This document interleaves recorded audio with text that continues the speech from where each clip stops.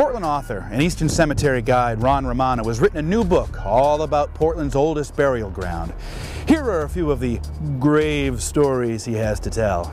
The Eastern Cemetery dates back to the late 1600s. In the old days, you could pick the spot where you wanted to bury a loved one and dig your own hole. Anywhere.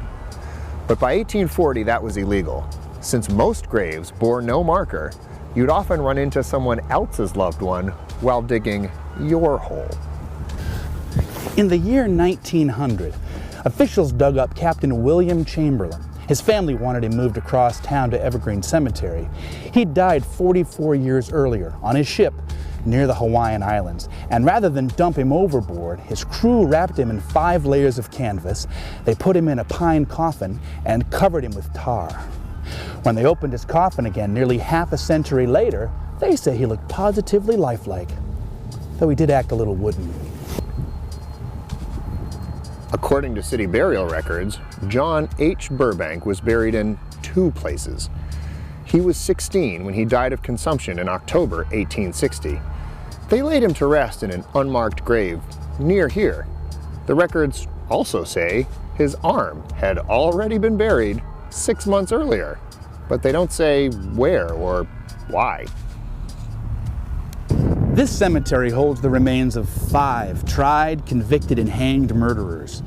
Solomon Goodman killed a man by knocking him in the head with an oar, then watching him drown. Thomas Bird shot the captain of his ship while he was sleeping. Joseph Drew killed a deputy sheriff by hitting him in the head with a hammer. Twice. Abraham Cox and Peter Williams killed a seaman on their ship. Oh, and the second mate, and the first mate, and the captain.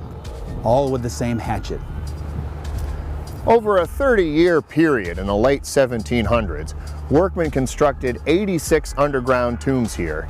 Each one had stairs leading down into it and could hold up to 30 bodies.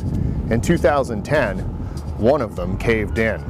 During repairs, they found 2 sets of human remains and a coffin with a window in the lid. It wasn't uncommon for the time. Before burial, folks could take one last look at a loved one without opening the lid and letting out the smell of rotting flesh.